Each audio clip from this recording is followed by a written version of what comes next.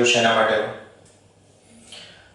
તમને મોકલાવેલી નોટ્સ પણ તમે વાંચી હશે તો બહુ સારી રીતે સમજાઈ શકશે એની અંદર.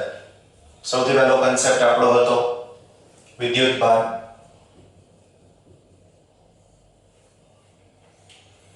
એક પદાર્થને બીજા પદાર્થ સાથે ઘસીએ, જેમ કે કાચનો સળિયો, રેશમનો ટુકડો. તો કાચનો સળિયો ઇલેક્ટ્રોન ગુમાવે, રેશમનો ટુકડો ઇલેક્ટ્રોન મેળવે. તો કાચનો સળિયો ધન વિદ્યુત ભારિત અને રેશમનો ટુકડો ઋણ વિદ્યુત ભારિત બને છે. પ્લાસ્ટિક અને ફરનું એક્ઝામ્પલ સમજાયું હતું. સાથે સાથે વિદ્યુત ભાર શું છે તો એ પદાર્થનો એક આંતરિક ગુણધર્મ છે. બે વસ્તુ બતાવી હતી. વિદ્યુત ભાર બે પ્રકારના શક્ય છે. પહેલો વિદ્યુત ભાર ધન, બીજો વિદ્યુત ભાર ઋણ.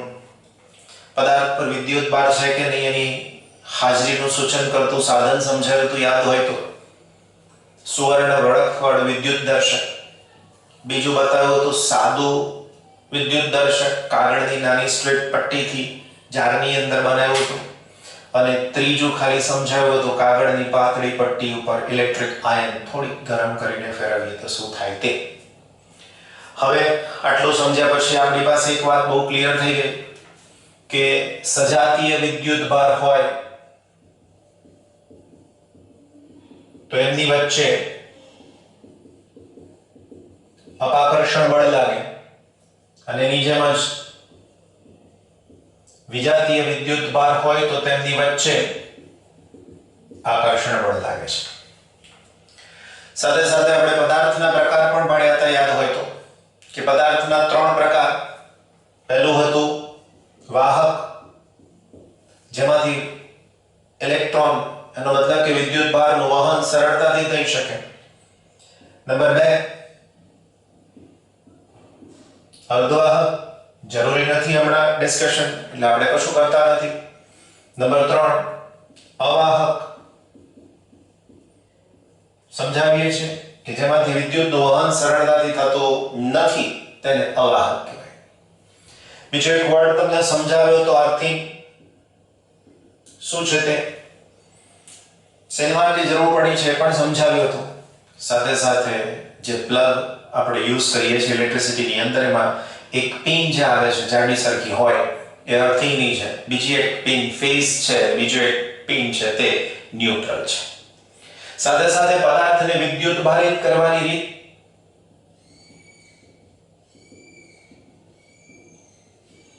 ત્રણ રીત સમજ્યા હતા.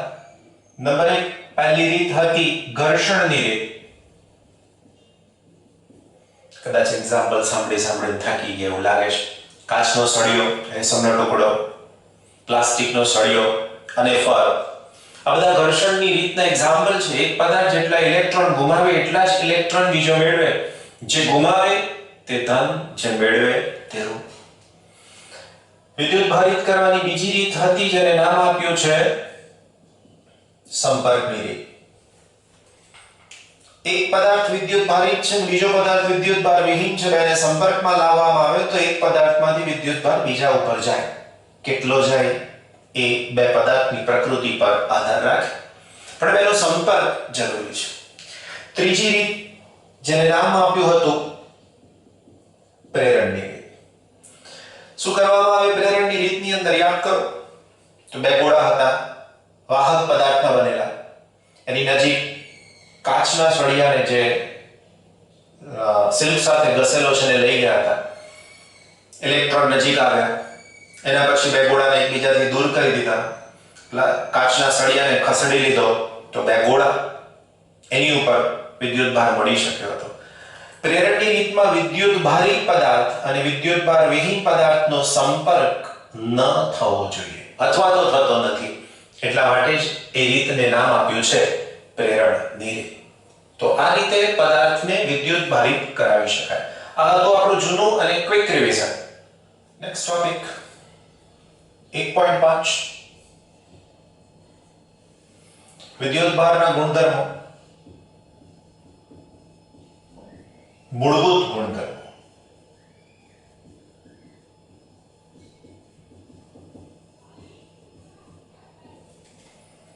ગુણધર્મો વર્ડથી પરિચિત છો.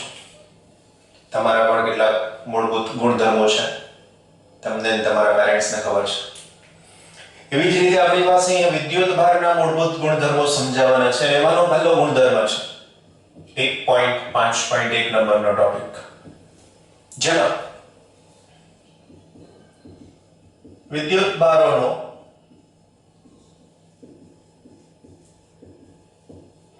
સરવાળો થાય છે. આગળ શીખ્યા કે વિદ્યુતભાર બે પ્રકારના છે, એક ધન અને એક ઋણ. તો અહીંયા વિદ્યુતભારોનો જે સરવાળો થાય છે એ સરવાળો સામાન્ય સરવાળા કરતા કંઈક જુદો છે. ધારો કે મારી પાસે એક વિદ્યુતભાર Q1 છે, બીજો વિદ્યુતભાર Q2 છે. હવે મને કુલ વિદ્યુતભાર જોઈએ છે, તો હું લખીશ Q = Q1 + Q2. પણ આ Q1 + Q2 લખ્યું એની અંદર મેં સરવાળો કર્યો, મને ખબર નથી કે કોણ ધન છે અને કોણ ઋણ છે. એટલે અહીંયા જે સરવાળો થાય છે, સરવાળાની અંદર એક શબ્દ વધારાનો મૂકવામાં આવે છે. આ શબ્દને નામ આપવામાં આવે છે બૈજિક સરવાળો. ઘણી બધી વખત 11મા ધોરણમાં પણ આ વર્ડથી આપણે પરિચિત છીએ, સદિશના સરવાળાની બૈજિક રીત. બૈજિકનો મતલબ બીજગણિત. નો મતલબ અહીંયા એવો સમજવાનો કે જે વિદ્યુતભાર ધન છે ને ધનનો ને ઋણ છે એને ઋણ લેવાનો, તો આ પરિણામી વિદ્યુતભાર આપણને મળી શકે. દળના કિસ્સામાં આવું થતું નથી, કારણ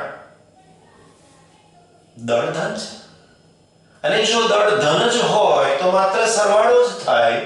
વિદ્યુતભારની જેમ ધન અને ઋણ હોય તો ધનને ધન અને ઋણને ઋણ લઈ અને કુલ વિદ્યુતભાર શોધવો જોઈએ. કોઈ કહી શકે સર આવા n વિદ્યુતભાર હોય તો શું થાય? તો n વિદ્યુતભાર જેમ કે Q1, Q2 up to Qn, જો આવું હોય તો મને કુલ વિદ્યુતભાર જોઈએ છે Q. તો આનો જવાબ થઈ શકશે Q1 + Q2 + up to Qn. અને તમે સમેશનની રીતે પણ દર્શાવી શકો, જરૂર નથી, ચાલશે. હવે એક બેટર એક્ઝામ્પલ લઈએ આપણે. જેમ કે જો Q1 ધન હોય, Q2 પણ ધન હોય, Q3 ઋણ છે, તો હવે આ તંત્રનો કુલ વિદ્યુતભાર કેટલો થશે? તો જો મને Q જોઈતો હોય તો Q1 + Q2 પ્લસ નહીં, શું કરવું જોઈશે? -Q3. ઋણ લખવાનું કારણ Q3 એ ઋણ વિદ્યુતભાર છે. હજુ એક વાસ્તવિક એક્ઝામ્પલ લઈએ. જેમ કે Q1 = 2 એકમ, Q2 = 4 એકમ અને Q3 = -3 એકમ હોય, તો હવે આ જ જવાબ શું મળશે મને? તો Q = Q1 ની જગ્યાએ 2, Q2 ની જગ્યાએ 4. હવે જો ઓલરેડી માઈનસ અને આ માઈનસ મેં લઈ લીધા છે, એટલે ફરીથી આ માઈનસ ઉપયોગમાં નહીં લેવાના, એટલે મારે અહીંયા -3 જ મૂકવાના છે. રાઈટ? આ માઈનસ આ જ છે એટલા માટે -3. તો હવે આનો જવાબ શું થયો કહેવાશે? 2 અને 4 6 અને 3. એનો મતલબ કે 3 એકમ જેટલો ધન વિદ્યુતભાર મળ્યો. તો આ પ્રમાણે વિદ્યુતભારોનો સરવાળો થાય છે, સમજાયું? પણ એ સરવાળો સાદો સરવાળો નથી. કેવો છે? બૈજિક સરવાળો છે. એટલે કે ધન વિદ્યુતભારને ધન અને ઋણ વિદ્યુતભારને ઋણ જ લેવો જોઈએ. વિદ્યુતભારના મૂળભૂત ગુણધર્મોમાં બીજો ગુણધર્મ 1.5.2, જેને નામ આપીએ છીએ વિદ્યુતભારનું સંરક્ષણ થાય છે. સંરક્ષણ વર્ડથી પરિચિત છો. 11મા ધોરણમાં 3 નિયમ શીખ્યા હતા. નંબર 1 રેખીય વેગમાન સંરક્ષણનો નિયમ, નંબર 2 ઊર્જા સંરક્ષણનો નિયમ, નંબર 3 કોણીય વેગમાન સંરક્ષણનો નિયમ. ચોથો નિયમ સંરક્ષણની સાથે આવે છે વિદ્યુતભારનું સંરક્ષણ. ઉદાહરણ એનું એ જ પાછું આપણું જુઓ. કાચના સળિયાને સિલ્કના કાપડ સાથે ઘસવાનો. તો કાચનો સળિયો ઇલેક્ટ્રોન ગુમાવે અને સિલ્ક ઇલેક્ટ્રોન મેળવે. નવું શું આવ્યું આની અંદર? કંઈ જ નથી. નવું માત્ર એટલું છે કે જો કાચનો સળિયો 100 ઇલેક્ટ્રોન ગુમાવે તો સિલ્ક 100 જ ઇલેક્ટ્રોન મેળવે છે. થયું ને વિદ્યુત ભારનું સંરક્ષણ. એનો મતલબ કે જે પદાર્થ જેટલા ઇલેક્ટ્રોન ગુમાવે બીજો પદાર્થ એટલા જ ઇલેક્ટ્રોન મેળવી શકે છે. કહેવાનો મતલબ નંબર 1 પહેલી વાત કે વિદ્યુત ભાર નો નાશ થઈ શકતો નથી.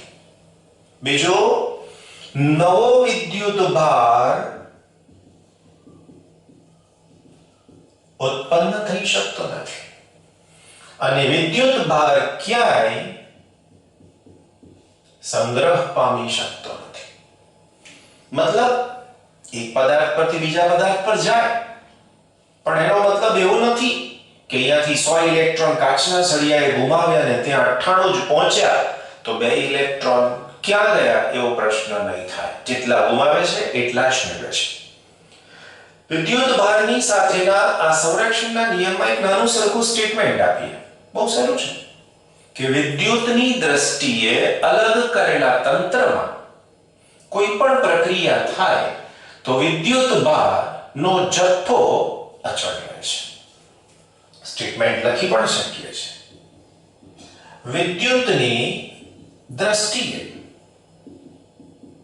અલગ કરેલા તંત્રમાં વિદ્યુત ભારનો જથ્થો હંમેશા અચળ રહે છે અને કહી શકાય વિદ્યુત ભારનું સંરક્ષણ થયું. પ્રક્રિયા ગમે તેવી હોય, ભૌતિક વિજ્ઞાનની હોય કે રાસાયણિક વિજ્ઞાનની હોય, ગમે તે પ્રક્રિયા થાય પણ વિદ્યુત ભારનું સંરક્ષણ થાય જ છે. એનો મતલબ કે વિદ્યુત ભાર સંરક્ષણનો નિયમ એ મૂળભૂત નિયમ છે. મૂળભૂત નિયમનો મતલબ દરેક પ્રક્રિયાના પાયાની અંદર આ નિયમ જળવાવો જોઈએ અને એનું પાલન પણ થવું જરૂરી છે. આજ 1.5 નંબરના ટોપિકમાં ત્રીજો પોઈન્ટ છે આપણી પાસે 1.5.3. ઘણો બધો અગત્યનો છે. ટોપિકનું નામ છે વિદ્યુત ભારનું ક્વોન્ટમીકરણ. અગેન પ્રશ્નને સમજવો જરૂરી છે બાળકો. જો તમે પ્રશ્નને સમજશો તો મેટર શું લખવી બહુ સહેલી થઈ જતી હોય છે. એટલા માટે વિદ્યુત ભાર તો ખબર પડી ગઈ. નવો વર્ડ આવ્યો આપણી પાસે ક્વોન્ટમીકરણ. એકચ્યુઅલી ક્વોન્ટમીકરણ એમાંથી એક અંગ્રેજી શબ્દ કોટા, ક્વોન્ટમ, જથ્થો છે. આ જથ્થો એવી રીતે પુનરાવર્તન પામે છે કે કોઈ એક મૂળભૂત જે સંખ્યા અથવા વસ્તુ હોય એની સાથે પૂર્ણાંકમાં જ બદલાય. અધૂરો અથવા તો અડધો ન મળે. જે સંખ્યા છે એની સાથે પૂરેપૂરી સંખ્યા મળે. બસ આ જ શબ્દને આનું સ્ટેટમેન્ટ બનાવી દઈએ. પ્રાયોગિક રીતે એવું સાબિત થયું અથવા તો કુદરતમાં મળતો કોઈ પણ વિદ્યુત ભાર એ કોઈ એક નિશ્ચિત મૂળભૂત એકમ નાના આમાંથી કોઈ પણ વર્ડ લઈ શકાય. એટલે કોઈ પણ વિદ્યુત ભાર મુક્ત રીતે જે મળે છે તેનું મૂલ્ય એક નાનામાં નાના એકમ ના પૂર્ણ ગુણાંકમાં જ હોય છે. જો હું સૂત્ર લખું પહેલા તો હું લખી શકું કે Q is equal to N into E. જો સ્ટેટમેન્ટ ફરીથી આપો કે પ્રાયોગિક રીતે એવું માલુમ પડ્યું કે કોઈ પણ વિદ્યુત ભાર એ કોઈ એક મૂળભૂત વિદ્યુત ભારના પૂર્ણ ગુણાંકમાં જ હોય છે. હવે આ ત્રણેય પદ શું બતાવે છે? તો પહેલા કહી દીધું Q નો મતલબ શું થયો? તો કે Q એટલે કોઈ પણ વિદ્યુત ભાર. n શું છે? તો લખીએ જ્યાં n બરાબર પૂર્ણાંક સંખ્યા. પરંતુ આ પૂર્ણાંક સંખ્યા ધન પણ હોય અને ઋણ પણ હોય. એટલે એનો પણ ઉલ્લેખ કરીશું કે n પૂર્ણાંક સંખ્યા ખરી પણ કેવી, તો કહી શકાય ધન કે ઋણ પૂર્ણાંક સંખ્યા. ઈ શું છે? તો કે ઈને નામ આપી શકીએ નાનામાં નાનો વિદ્યુતભાર અથવા તો એકમ વિદ્યુતભાર અથવા તો મૂળભૂત વિદ્યુતભાર. કોની પરનો વિદ્યુતભાર હોઈ શકે આ? તો કે પ્રોટોન પર અને ઇલેક્ટ્રોન પર જે વિદ્યુતભાર છે એને આપણે અહીંયા મૂળભૂત વિદ્યુતભાર તરીકે લઈએ છીએ. ખબર છે પ્રમાણે પ્રોટોન પર ધન છે અને ઇલેક્ટ્રોન પર ઋણ વિદ્યુતભાર છે, પણ મૂલ્ય બંનેના સમાન છે. તરત જ પ્રશ્ન થવો જોઈએ કે આ વિદ્યુતભાર છે કેટલા મૂલ્યનો? તો આ E બરાબર લખીએ તો 1.602192 into 10⁻⁻90. તો આ મૂલ્ય થયું. હવે તરત જ પાછો બીજો પ્રશ્ન આવ્યો તમને કે આનો એકમ શું હોઈ શકે? તો એનો એકમ છે C. આ C નો મતલબ શું? તો C નો મતલબ થાય કુલમ, જેને આપણે વિદ્યુતભારનો SI એકમ કહીએ છીએ. પ્રશ્ન થાય છે પ્રમાણે કુલમ શું છે? તો કુલમને કહી શકાય વિદ્યુતભાર નામની ભૌતિક રાશિનો વિદ્યુતભારનો SI એકમ છે. ઓકે, હવે જો મારી પાસે પ્રોટોન હોય એક, તો એની પરનો વિદ્યુતભાર પ્લસ E થશે. એવી જ રીતે જો એક ઇલેક્ટ્રોન હોય તો એની પરનો વિદ્યુતભાર માઇનસ E થશે. હવે આ જે વિદ્યુતભાર ધન અને ઋણ પરંતુ એકમ તો એક જ કુલમ, એની વ્યાખ્યા આપવી છે કે કુલમ વિદ્યુતભાર કોને કહી શકાય? 10મા ધોરણમાં શીખેલું એક સૂત્ર તમને યાદ કરાવું. I is equal to Q by T. I એટલે વિદ્યુત પ્રવાહ, Q એટલે વિદ્યુતભાર અને T એટલે સમય. અને ઉપરથી હું સૂત્ર લખું છું Q is equal to I into T. બસ આજ આની વ્યાખ્યા થઈ ગઈ કુલમ વિદ્યુતભારની. કેવી રીતે થઈ? આ વ્યાખ્યા થઈ I કોઈ પણ પદાર્થમાંથી 1 એમ્પિયર જેટલો વિદ્યુત પ્રવાહ જો 1 સેકન્ડ જેટલા સમયમાં વહેતો હોય તો એમાંથી પસાર થતો વિદ્યુતભાર 1 કુલમ છે એમ કહેવાય. તમને તરત પ્રશ્ન થશે વાલાઓ કે સર આ તો તમે એકવાર બોલી ગયા, અમને યાદ કેવી રીતે રહેશે? ચિંતા ના કરશો, લેક્ચર પૂરું થાય ને એટલે દિવ્યેશ સરની બનાવેલી નોટ્સ તરત જ મળી જાય છે અને એની અંદર બધા જ પ્રશ્નો અને એના જવાબ સાથે આપેલું છે. એટલે થોડું મન દઈને વાંચજો તો તરત આવડશે. ફરીથી એકવાર યાદ કરાવી લેજો.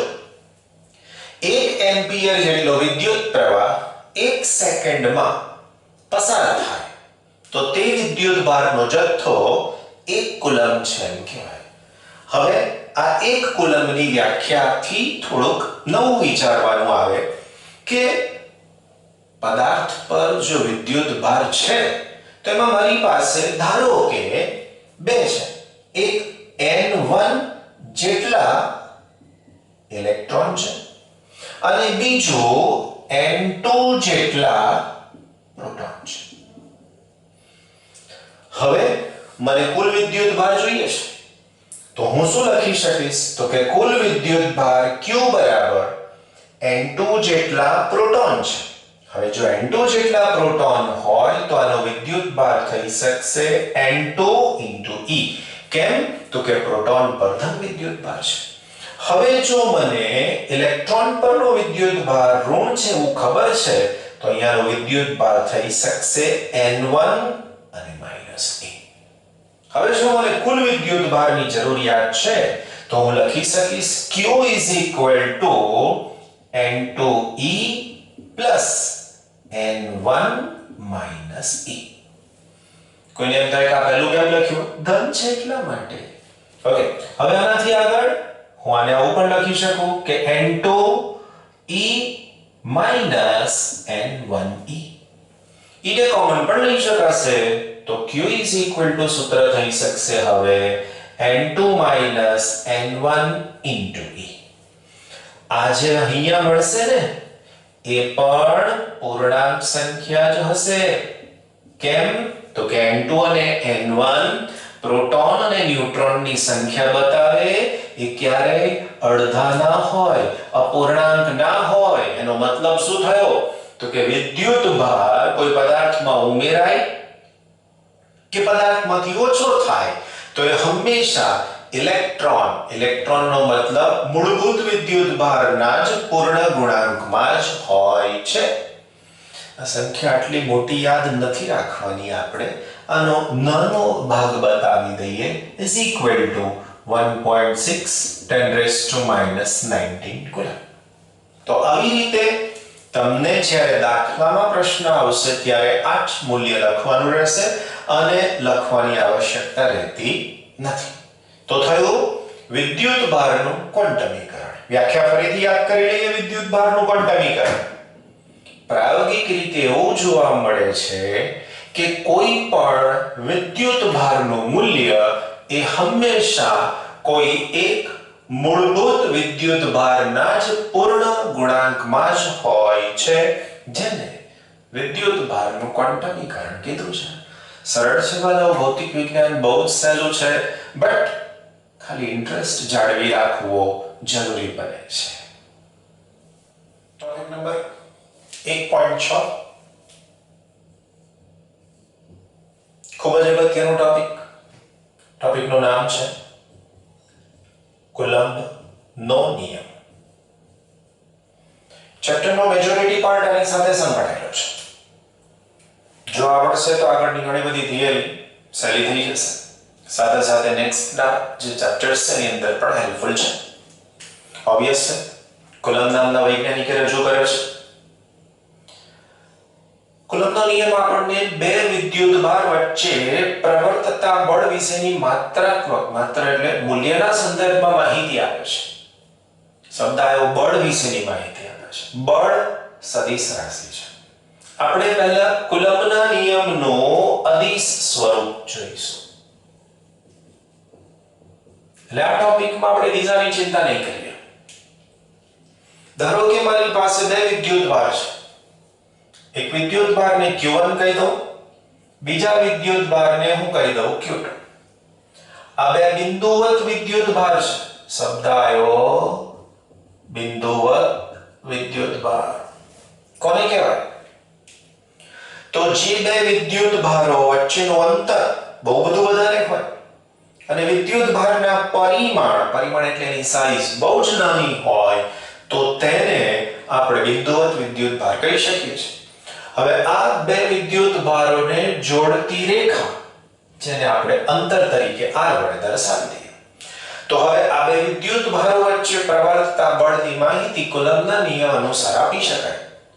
સ્ટેટમેન્ટ આપીએ એના પહેલા જો હું સૂત્ર લખું છું, સાથે સાથે સ્ટેટમેન્ટ પણ આના ઉપરથી જ બનાવતા રહીશું કે આ બળ એ બે વિદ્યુત ભારોના મૂલ્યોના ગુણાકારના સમપ્રમાણમાં હોય છે અને તેમની વચ્ચેના અંતરના વર્ગના વ્યસ્ત પ્રમાણમાં હોય છે. માનાંક મૂકવાનું કારણ શું? કીધું કે મૂલ્યો જોઈએ છે આપણને. સ્ટેટમેન્ટ આના ઉપરથી જ બનાવી દઈએ. બે બિંદુવત વિદ્યુત ભારો વચ્ચે પ્રવર્તતું બળ, વિદ્યુત બળ એ તે બે વિદ્યુત ભારોના મૂલ્યોના ગુણાકારના સમપ્રમાણમાં અને તેમની વચ્ચેના અંતરના વર્ગના વ્યસ્ત પ્રમાણમાં હોય છે. ઓબ્વિયસ છે. ચલે છે ની નિશાની મૂકી છે એટલે એ નિશાની જો હું દૂર કરીશ તો આની અંદર એક અચળાંક મૂકવો પડશે. F is equal to K again Q1 Q2 upon R square. અચળાંકને કુલમ્બનો અચળાંક પણ કહે છે. આ અચળાંક એ વિદ્યુત ભારોના એકમોને પણ રજૂ કરવાનો છે. હાલમાં આપણે આ બંને વિદ્યુત ભારોને કન્ડિશન આપી શૂન્યાવકાશમાં મૂકવા જરૂરી છે અને આવા શૂન્યાવકાશ માટે k ની કિંમત લેવામાં આવે તો k બરાબર મૂલ્ય છે 9 × 10⁹. આ બધું પ્રાયોગિક રીતે નક્કી થયેલું છે. એનો એકમ લખવો હોય તો બળનો એકમ, અંતરના વર્ગનો એકમ, વિદ્યુત ભારનો એકમ છેદમાં જશે તો આનો એકમ થઈ શકશે newton metre square upon coulomb square. આ જે k છે એ ચોક્કસ શૂન્યાવકાશ માટે જ છે. હવે મારે આના ઉપરથી એક કુલમ્બ વિદ્યુત ભારની વ્યાખ્યા આપવી છે તો હું કન્ડિશન મૂકું છું. કઈ કન્ડિશન છે તો કે પહેલું આ બંને વિદ્યુત ભાર Q1 Q2 બરાબર પહેલેથી જ લઈ લઉં છું 1 કુલમ્બ. એમની વચ્ચેનું અંતર r બરાબર રાખું છું 1 મીટર. તો હવે જો આ સૂત્રમાં કિંમત મૂકીશ તો મને f ની કિંમત મળી શકશે k તો k = 9 × 10⁹. Q1 Q2 તો એક છે જ અને r ની કિંમત પણ એક લીધી છે એનો મતલબ કે બળનું મૂલ્ય થઈ ગયું. હવે આનાથી ઊંધું જઈએ કે જો બે સમાન મૂલ્યના વિદ્યુત ભારોને એકબીજાથી 1 મીટર અંતરે રાખવામાં આવે તો તેમની વચ્ચે લાગતું બળ 9 × 10⁹ ન્યૂટન હોય તો તેમની પરનો વિદ્યુત ભાર 1 કુલમ્બ છે એમ કહેવાય. ફરીથી બે વિદ્યુત ભારોને એકબીજાથી 1 મીટર અંતરે રાખતા જો તેમની વચ્ચે લાગતું બળ 9 × 10⁹ હોય તો તે બંને સમાન હોય તો તેમનું મૂલ્ય 1 કુલમ્બ છે. વિદ્યુત ભારનું મૂલ્ય 1 કુલમ્બ છે તેમ આપણે કહી શકીએ તેમ છે. એનાથી આગળ કીના એક નાના સરખા સૂત્રની પણ સમજૂતી આપીએ કે k બરાબર 1/4πε0. શું વાંચીશું હવે ε0.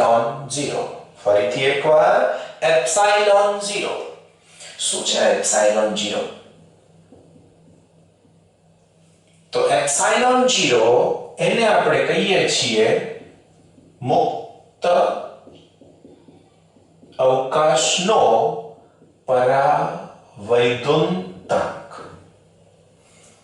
કેટલાક શબ્દો નવા છે અને સાદી ભાષામાં કહો તો વિદ્યુત ભારને શૂન્યાવકાશમાં મૂકો તો એમની વચ્ચે લાગતા બળમાં જે માધ્યમ છે ને એની સાથે જોડાયેલી ભૌતિક રાશિ દર્શાવે છે. ε0 શૂન્યાવકાશ માટેનું મૂલ્ય છે 8.854 × 10⁻². તરત પાછો એનો એકમ લખવો પડશે ને. તો હવે જો મને ε0 નો એકમ જોઈએ તો આને અહીંયા લઈ જઈશું ને કેને નીચે લાવીશું.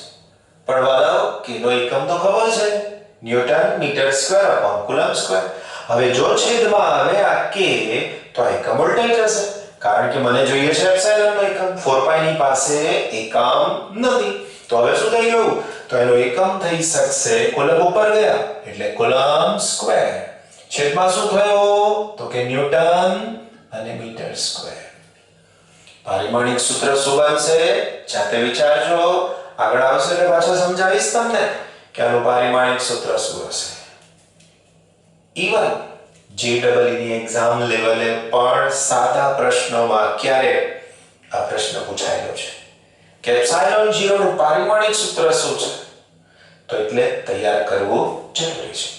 હવે જો હું આ કિંમત આ જગ્યા ઉપર મૂકી દઉં તો મને f નું સૂત્ર શું મળશે તો મને f નું સૂત્ર k 1/4πε0 again q1 q2 ના છેદમાં r² મળશે.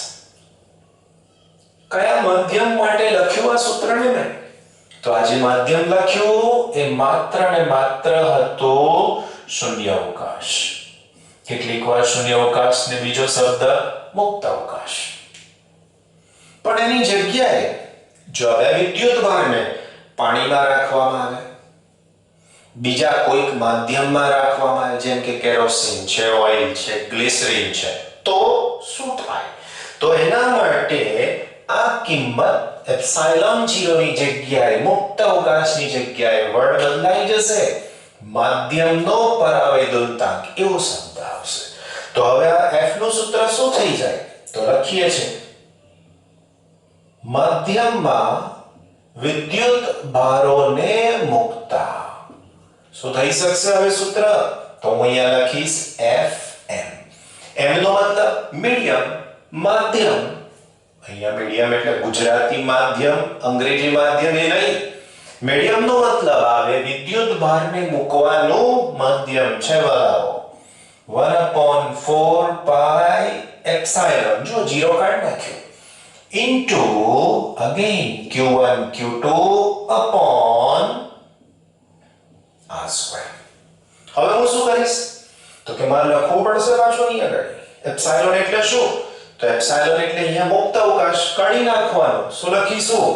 તો લખાય માધ્યમનો પરાવૈદ્યુતાંક. જુદા જુદા માધ્યમ માટે જુદો જુદો હોય. પરાવૈદ્યુતાંક અલગ અલગ માધ્યમ માટે અલગ અલગ હોય છે એવું. એના પછી આનું સૂત્ર શું થાય? તો કે is equal to epsilon 0 into કે. આ કે સ્મોલ છે અને આ કે કેપિટલ છે. બેનો ડિફરન્સ છે. આ કે ને બીજું નવું નામ આપવામાં આવે છે. કે નો મતલબ કેપિટલ, કે નો મતલબ ડાઈ ઇલેક્ટ્રિક અચળાંક. નવા નવા શબ્દો આવતા જાય છે, સમજાવતા જઈશું, યાદ રહેતા જશે. રિવિઝન અગત્યનું રહેશે તમારા માટે. ડાઈ ઇલેક્ટ્રિક અચળાંક. અચળાંક તો અચળાંક જ છે. વર્ડ આવ્યો ડાઈ ઇલેક્ટ્રિક. ડાઈ ઇલેક્ટ્રિક નો મતલબ શું? તો આની વચ્ચે જે માધ્યમ મૂક્યું ને એ માધ્યમ કયું હતું? પાણી, કેરોસીન, ઓઇલ, ગ્લિસરીન વગેરે. તો દરેક માટે કંઈક અલગ અલગ હોઈ શકે. ઇવન બે વિદ્યુત ભારને રબરમાં પણ મૂકી શકાય. તો તે વખતે ડાઇલેક્ટ્રિક અચળાંક આ કિંમત કરતા કંઈક અલગ હશે, કારણ કે આમાં એપ્સિલોન 0 છે. આપણે અહીંયા શું લખ્યું છે? એપ્સિલોન. તો એની કિંમત જુદી મળી, તો કે ની કિંમત પણ જુદી મળશે.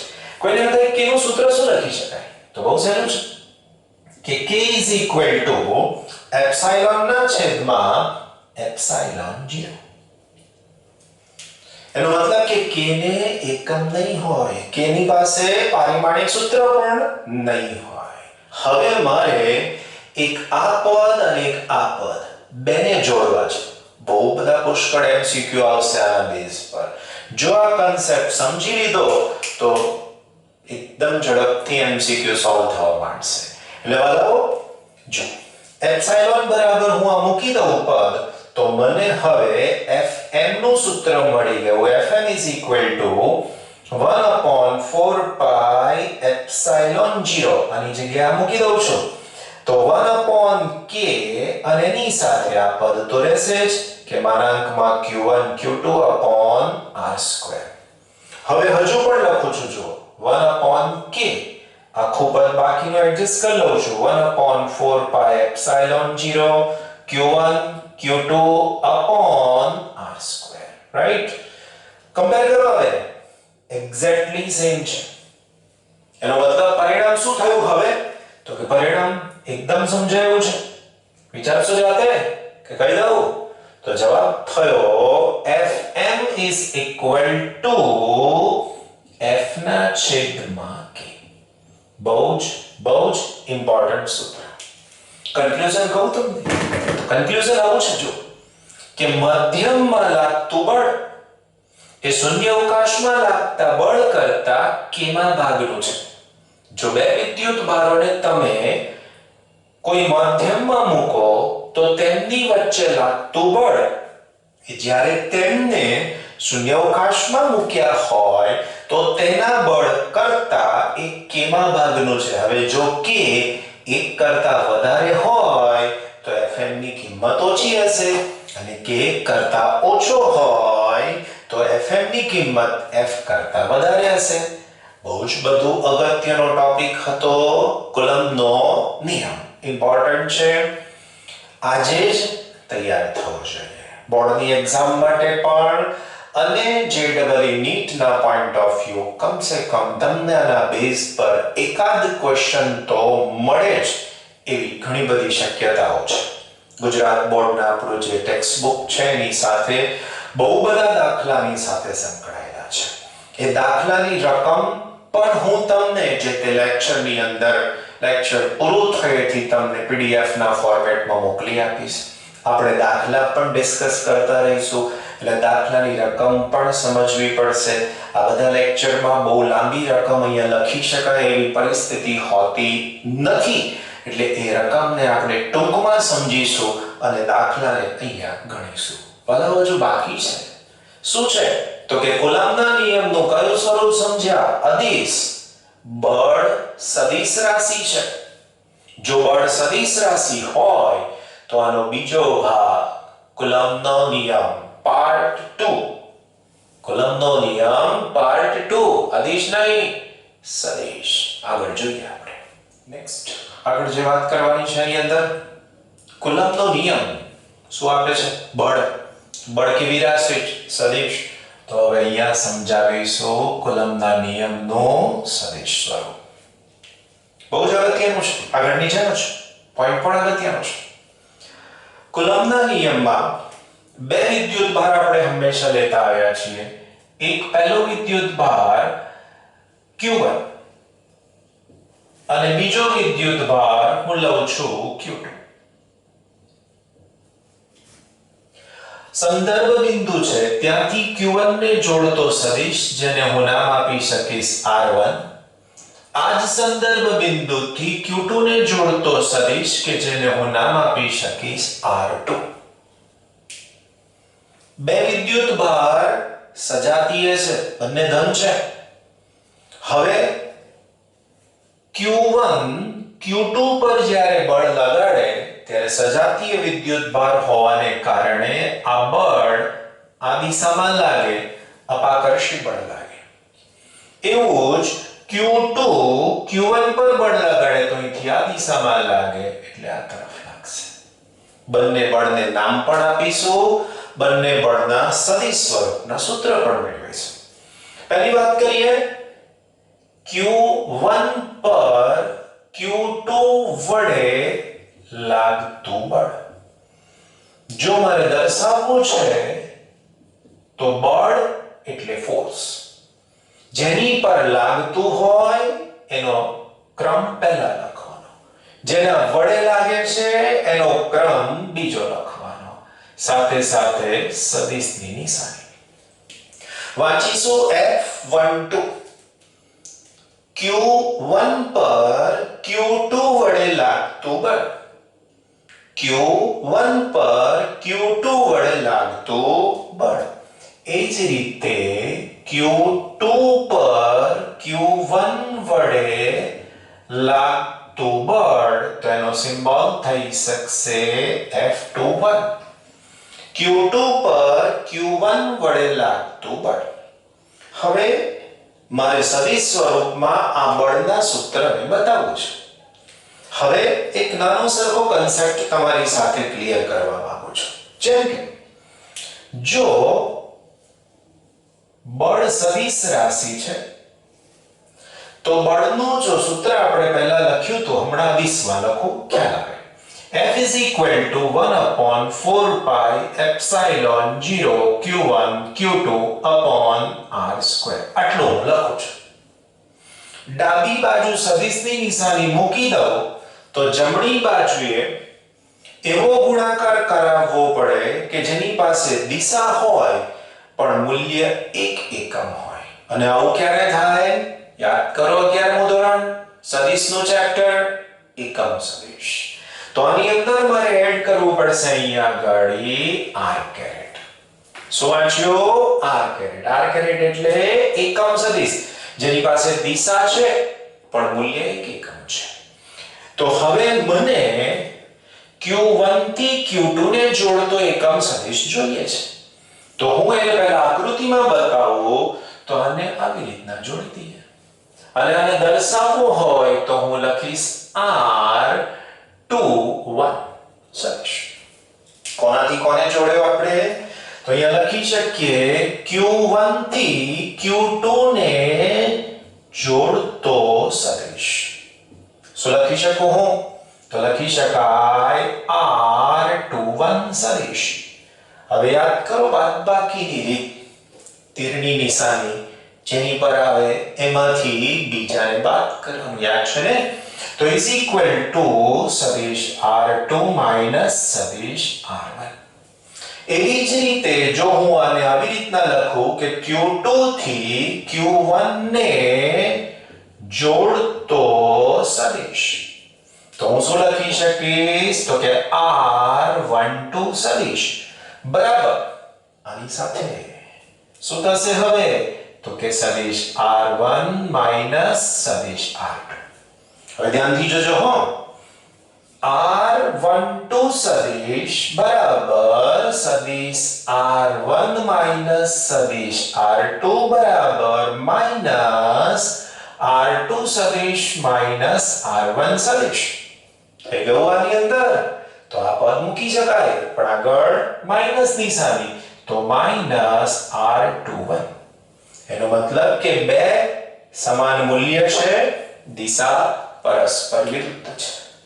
પણ પ્રશ્ન તો આપણો એકમ સદિશનો છે. કેવી રીતે મેળવીશું? યાદ કરો સૂત્ર એકમ સદિશનું. તો એકમ સદિશ બરાબર સદિશના છેદમાં તેનું મૂલ્ય. રાઈટ? તો હવે આની અંદર શું થઈ શકશે? તો આની અંદર મારે લખવું છે સૌથી પહેલા R21 માટે. તો R21 એકમ સદિશ બરાબર અહીંયા લખીશ R21 સદિશના છેદમાં R21. આવી રીતે લખાય. બીજું આની વાત કરીએ તો આના માટે R12 સદિશ ના, સદિશ નહીં, શું જોઈએ છે? એકમ સદિશ. તો એકમ સદિશ બરાબર R12 સદિશ ના છેદમાં R12. બરાબર ને? જો હવે હું આવી રીતના રજૂ કરીશ તો હવે આ બળનું સૂત્ર મને સદિશ સ્વરૂપમાં મળી ગયું. લખીએ છીએ આપણે. તો હવે લખીએ છીએ Q2 પર Q1 વડે લાગતું બળ. સૂત્રમાં શું લખીશ? કોના પર બળ લાગ્યું? Q2 પર. કોના વડે? Q1 વડે. તો F21 is equal to સૂત્રનું આ છે 1/4 pi epsilon 0 Q1 Q2 upon R square into, હવે યાદ કરો દિશા. કોણે બળ લગાડ્યું? Q1. કોની પર લગાડ્યું? Q2 પર. બંને કેવા છે? સજાતીય. એટલે Q2 પર અપાકર્ષી બળ લાગશે. એટલે આ બળની દિશા હું અહીંયાથી બતાવીશ તો F21 આ દિશામાં થવા. ઓકે? તો અહીંયા હું લખીશ R21 કેરેટ. તો આ બળ થઈ ગયું સદિશ સ્વરૂપમાં. ઓકે? હજુ આગળ વધીએ. Q1 પર Q2 વડે લાગતું બળ વાલાઓ F12. બરાબર ને? હવે જો હું F12 લખું તો આ પદ તો બદલાશે જ નહીં. 1/4 pi epsilon 0 સાથે સાથે Q1 Q2 upon R square into R12 caret. લખને થાય કે સર અહીંયા R ને અહીંયા R કેમ? જોઈ શકો છો બે વિદ્યુત ભાર વચ્ચેનું અંતર તો બદલાવાનું નથી. ભલે Q2 Q1 પર બળ લગાડે કે Q1 Q2 પર બળ લગાડે, અંતર બદલાશે નહીં, દિશા બદલાશે. કેવી રીતે? તો હવે બળ કોણે લગાડ્યું? Q2 વડે. તો Q2 જ્યારે Q1 પર બળ લગાડશે તો એ બળ હવે આ દિશામાં લાગશે. તો હું અહીંયા લખી શકીશ F12 Q2 વડે Q1 પર લાગતું બળ. બીજું એક યાદ કરો. અહીંયા સમજાવ્યું છે કે R12 અને R21 બંને પરસ્પર વિરુદ્ધ દિશામાં છે. માટે F12 સદિશ બરાબર 1/4 pi epsilon 0 into q1 q2 upon r square આ નથી લખવું ને તો હું આ લખી શકું તો માઈનસ નિશાની આગળ લઈ લઉં છું તો હવે થઈ શકશે r21 સદિશ ધારો કે માઈનસ નિશાની નથી એવું થોડીક વાર માટે માની લો તો આ જે મળ્યું એ આ છે એક્ઝેક્ટલી જોઈ લો બંને સમાન છે તો કન્ક્લુઝન શું થયું વાલાઓ તો કન્ક્લુઝન થયું is equal to minus f21 આખાનું પરિણામ શું કહેવાશે હવે તો કે આખાનું પરિણામ કહેવાશે મારા વાલાઓ f12 is equal to minus f21 કયો નિયમ થયો ન્યૂટન લો ગતિ માટેનો ત્રીજો નિયમ આઘાત અને પ્રત્યાઘાત સમાન મૂલ્યના અને પરસ્પર વિરુદ્ધ દિશામાં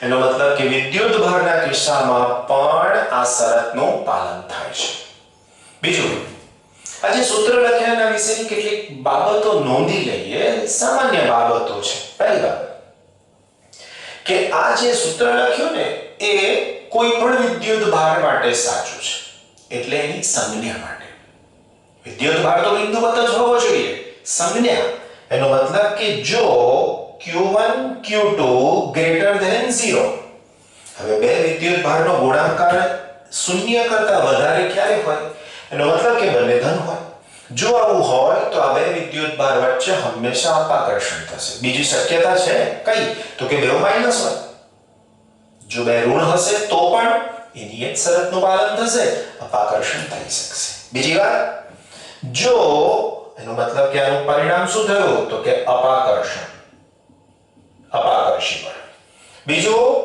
જો q1 q2 is less than 0 તો એની અંદર આકર્ષણ બળ લાગશે હવે તમને એમ થાય કે હવે આ ખબર કેવી રીતે પડે તો સમજો કે q1 ધન છે અને q2 ઋણ છે q2 ધન અને q1 ઋણ ગમે તે ચાલે એક ધન અને એક ઋણ હોવો જોઈએ તો હવે આવી કન્ડિશનમાં એક પ્લસ હોય ને બીજો માઈનસ હોય તો બેની વચ્ચે યાદ કરો વિજાતીય વિદ્યુત ભાર હવે વિજાતીય વિદ્યુત ભાર હોય તો બેની વચ્ચે આકર્ષણ બળ લાગતું હોય છે એનો મતલબ કે આપણી પાસે જો q1 q2 greater than 0 તો અપાકર્ષી બળ અને q1 q2 less than 0 તો એની અંદર અપાકર્ષી બળ લાગતું હોય છે અગેન આ બધા જ સૂત્રોમાં માધ્યમ શૂન્યાવકાશ છે હજુ માધ્યમ બદલ્યો નથી ઘણા બધા દાખલા